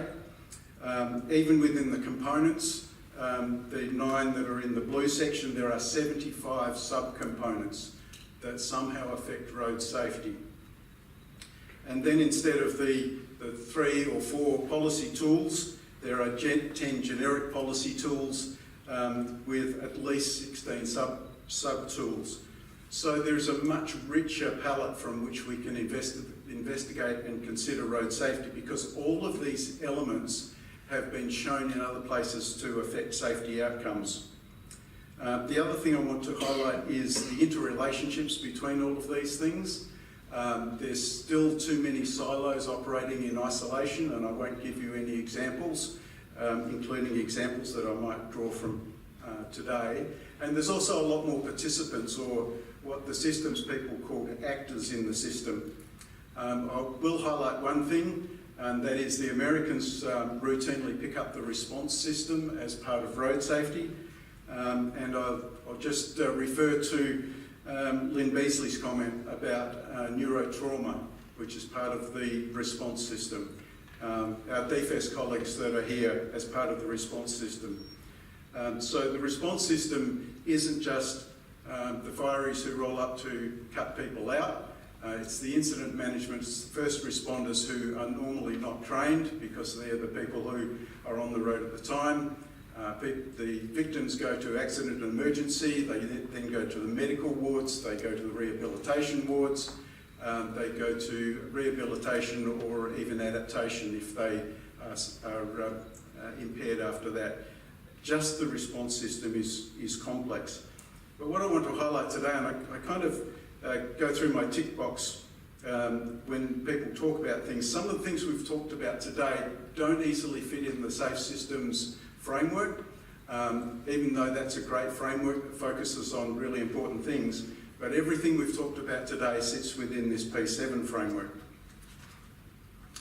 So what I did was I took those elements most recently and asked the question, are road safety strategies fit for the future? So if I use 7 criteria from the framework, and I use 5 criteria with respect to future reference, the 3 NTC elements, and the nature of the future and the future situation assessments, and that is whether we actually assess our outcomes for this sort of future. I assess 9 Australasian road safety strategies. I've got now 1 more to do. And if we set the bar at a minimal adequate level of 2, so 2 represents, for instance, safe systems principles for the principles. It represents engineering, enforcement and education for the policy tools. It represents drivers, vehicles and roads for the components. We find that some of the road safety strategies are quite reasonable for some of the areas, but in fact we're not meeting a really high level in terms of best practice and the total range of things that can be done. Australasian road safety strategies are strong on purpose. We've got targets and individual objectives, perhaps minimally adequate for the principles and policy tools, but they're not very strong in the diversity of participants, the relationships and the processes for good management. If we have a look at the transport futures criteria that I put up, then they're almost totally ignored. There's a little bit on technology, but mainly it's about automation of enforcement, automated cameras for instance, ANPR, and a little bit on distraction caused by technology, but it's really not taking into account the technological changes that are going to occur and are already occurring in transport. There's almost no response to the new market and the new consumer areas. There's a little bit about transport assessments, but not very strong compared with the elements that could be done, the activities that could be done. And I just want to mention there are different types of change, so that in road safety we're very strong on the tactical change. So you can think about it in terms of black spots or targeted enforcement or targeted education. We're okay on tactical change where there's groups of actions that's broader over black links or extended education or enforcement. We're not so good on the big picture stuff because it tends to be quite isolated and independent. It's not so holistic. And we're not good at the systemic changes that are holistic and integrated, comprehensive and multidisciplinary. We're awful at structural change, and that's mostly going to occur from external areas. What does structural change look like?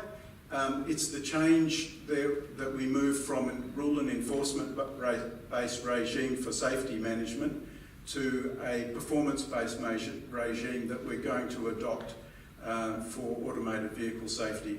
That's the same sort of regime that occurs in all hazardous industries and indeed even in transport, in aviation and in rail safety. So what are the opportunities? If you look at other safety domains and other road safety around the world, we have a whole range of opportunities to influence other parts of the system, such as the social factors we've talked about today, insurance or public transport. I'm interested, if you go back to the Towards Zero road safety strategy, it mentions public transport and in the sense, rightly, that if we move more people by buses and rail, there'll be less on the roads and we'll have less road trauma. Then there's a whole range of other things about telematics and economic incentives, better use of technology, including some of the other participants, and understanding their roles and effects and activating and energising them. Improve safety management. I'll tell you, you can't go anywhere in aviation safety and rail safety without hearing the term safety culture. There's an allied term called safety climate, and that is the nature of the organisation, the way it does its business. So there's various other ways that we could consider to manage safety. Futures assessment, because of the diversity of the future, There are techniques like scenario analysis, the things that I've put up there, real options analysis and so forth, and better information, so that in road and rail, as examples, there are in-depth crash investigations. The crash of the waterfall crash in New South Wales about 15 years ago resulted in a special inquiry by Justice McInerney that filled 2 volumes, and yet we still do simplistic road safety analysis. So I'm going to drag the panel up here now to ask and answer some questions. So the panel is Professor Beazley, Ian Cameron, Scott Higgins, David Moises and Roger Farley. Now I'm going to have to defer to the panel because the panel question session isn't as long as what we thought we had in the program. So I'm going to keep on asking questions and facilitating until somebody tells me to stop. We could take, say, 3 questions from the audience. Would that be, Ian, what do you reckon? We are running a little bit over time. 3 questions? 3 questions. So, who's got questions? Hands up. Yes, over there. I can't see. Yes, on the far right. Bruce. Bruce Robinson, again from the over 55s. I've got a question. I was very pleased to see, as an RAC Gold Card member, that the RAC is taking interest in a whole-of-government approach to road safety, and coming down the next step from that would be a whole-of-organisation approach, safety culture, safety climate, for instance, and not so many silos as Brett has mentioned. Just as an example, within their main roads has got a very good policy for providing for cyclists and pedestrians that all shared paths on all freeways and all controlled access highways. However, where the rail highway crosses the Wenona Freeway, the first bridge built a fair while ago didn't have a footpath or a shared path, and the one they're about to build also doesn't have a footpath or a shared path, so pedestrians and wheelchair users, cyclists have to go 1.5 kilometres up to the next bridge and back. And I just wondered why there'd be silos within an organisation like that, so clearly missing out on road safety opportunities, because it's much easier to put the footpath on the bridge when you're building it. There's a second example, a whole of government. It's getting a long question, if I may. Can we capture the question, Bruce? Just leave it like this. There's other examples, a whole of government, where the container deposit system is not considering road safety. So the question is, how can you try and get whole of government and whole of organisation approaches when the natural instinct is to avoid them? I'm going to throw to David, I think. That's a great question. I'm glad I'm not going to answer it. As we spoke about this already, Bruce, as we said at lunchtime, but I'm not sure why that particular project's fallen through the gaps in terms of the footpath. It might be to do with some of the contractual arrangements, whether it's an alliance contract or a DNC or something of the like. But I guess going forward is Rosmer in terms of main roads. Every activity from that we do, and Rosmer only came into effect for certain categories of projects in June 16, and we're in a second iteration of rolling that out now. We've been waiting for a package of work called the EPM, or Enterprise Project Management, which Rosmer ties into. Going forward, every activity that Main Roads undertakes will have the tick of approval for safety at various stages throughout that project's lifestyle, from planning through, or strategic planning, right through to construction. So I think that's the safety net to make sure that hopefully we capture why things are being skipped or left off particular projects into the future, make sure that they're fit for purpose. Next question. I'm going to ask a question to Lynn Beazley. Because of your wide perspectives across industry and science, what can we do differently that you might have observed in other places? Observed in other places. Before you added that, I was going to say community communicate even more. And I think that's the message from today, that it's not only, I think today's been awesome, and if I was going to give a little summary at the end, but maybe I just speak on everyone's behalf to say, I think we've been really impressed today. I mean, I think it's wonderful research, it's very well presented, it's brilliantly translated, and I think the whole thing is communication, isn't it? To have a forum like this where we can share, but then how we engage even more with the public of all ages to see that it really is a continuing dialogue. I don't know which countries do that best, but I think we can learn from around the world. But I also think we have so many unique features here, of which we should be really proud, but they're challenges too, that the more we learn to communicate better, the better our roads will be. People agree on that one? I have a question.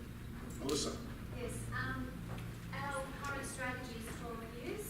It's a 12-year strategy. So my question to the panel is that an appropriate time frame, and what does our next strategy look like?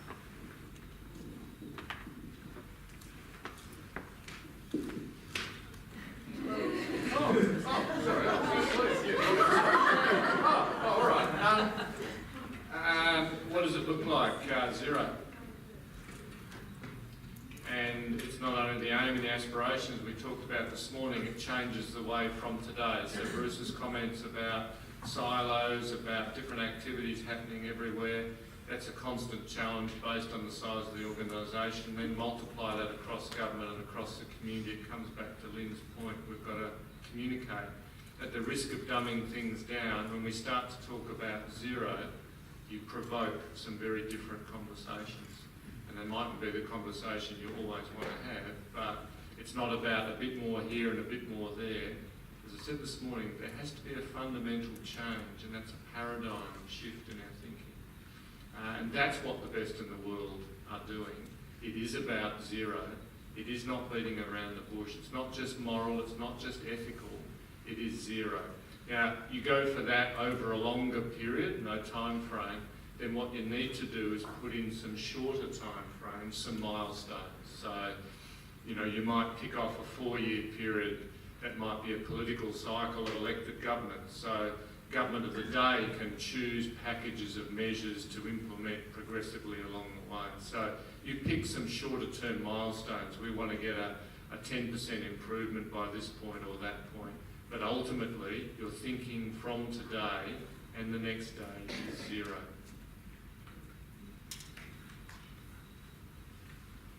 Perhaps one last question. Everybody's had enough, or they're waiting with bated breath to hear Lynn sum up. Can I give a plug before Lynn does that? One is, we've touched upon it today, I think one area in Lynn's sort of, and I don't know if it's in Lynn's notes, I haven't been able to look across, but I think it's fascinating that speed typifies so much of the public health paradox in road safety, and our traditional response around speeding and risk-taking behaviour, it's about the energy in the system. And I think the zero discussion, if we can, as Lynn's challenging us, it's not only us, I haven't found anyone, no one has cracked this yet. We have to fundamentally flick the switch.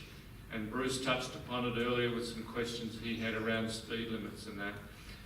One of Western Australia's greatest challenges is speed and moving that agenda on, accepting lower travel speeds, accepting the economic benefits as well as the safety benefits, fuel consumption, environment, vehicle wear and tear, cut out the costs of the labour. The labour costs of a driver spending a bit more time driving a truck is blown away by the economic benefits in reduced wear and tear, fuel consumption on the vehicle. Companies are in profit when trucks and other vehicles slow down. So it's not an economic problem. We've got a fundamental communication problem. It's not rational. The speed reduction, the lower environment that we'd operate will not only be safer, we'll be economically better off as well. But we're not there. We need to find ways to flick that switch, to me, in the safe system and zero, speed is the best example we can tackle to try and flick that switch and make the paradigm shift change. It's socio-cultural, it's not technical. Can I ask you all to thank the panel? I'll get Adam to talk to Ian about that afterwards because of time. But can we do that afterwards, please, Adam, for everybody else? And throw to Lynn Beazley for a sum up, but can I ask you to thank the panel?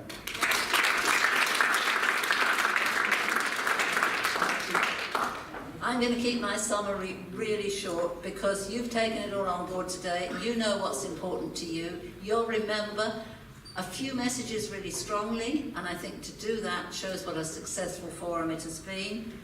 The do research, as I say, I think it's absolutely outstanding. The translation is really special. We're working on the communication. Ian, you have lots of specific things to follow up, things like speed limits around schools, people taking illicit drugs, but also prescription medicines. We've heard some wins. I thought it was just great to hear that if you put a strip along the side of the road, it's making a big difference. It doesn't cost that much. I didn't know anything about that before, so I think, like everybody else in the audience, we all have learned a lot. I think it's been extraordinary. I think we're going to need, as I said earlier, another one. I'd love to see us making this a regular feature, and perhaps we can reach out more to the public. As you know, as Chief Scientist, I was very keen on, I called them science councils in every region, knowledge councils, whatever you want to call them. I think we could be sharing this message with the regions even more. Maybe we can hold events a bit like this in some of the regional towns and cities. I think it would resonate because we do have a disproportionate issue in the country areas, so that really people do get a handle on why they should change their behaviour or reinforce the good behaviour that they are doing. Having said that, I'd like to thank first of all, Ian, for having the concept and the guts to put this together. I think it's been fantastic. Thank you to everyone in the team who's made it work. Thank you for all the speakers, all the questioners, and all the audience. I've just had an extraordinary day. I hope you have too. So I'm just going to finish with a very big thank you to everyone and hand back to Melissa just for the final comments.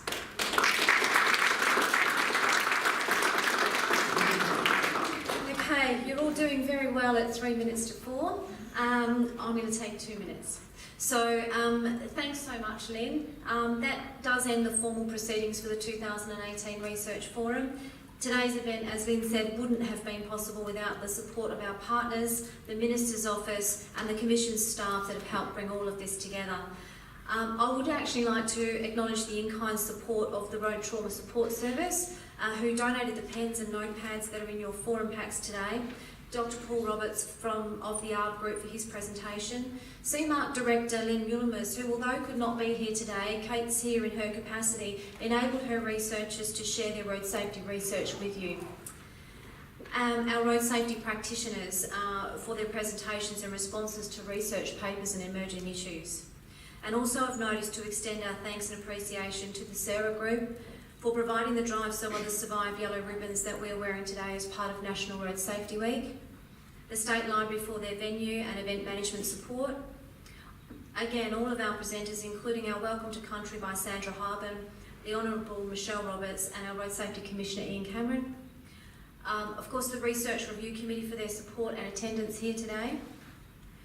The Commission's staff, and in particular my team and the project team, I think this is it, Project Ravenclaw, that actually brought this together today, so thank you. There you go, Morgan, I got a plug.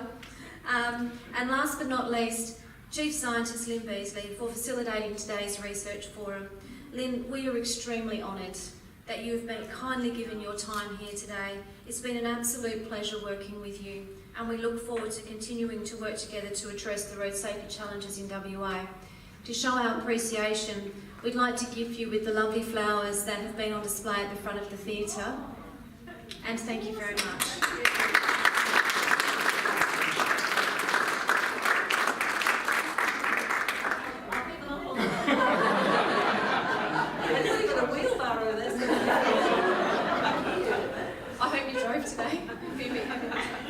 This is the first of our road safety research forums, and we aim to continuously improve how we share information and collaborate with our stakeholders.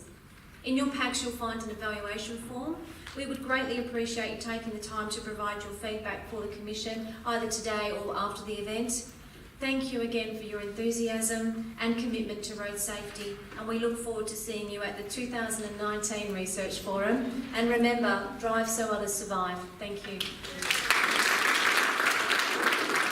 Almost the final word, and Lynn, thank you again, and to everyone that's participated. But I'd like to thank on behalf of, there was a team, as Lynn said, and Mel and Morgan particularly, and then there were a lot of staff in the office. I know Roger's team and our communications people, but I would like to thank the staff. This has been, as you'd appreciate, there's a lot of work that goes into this.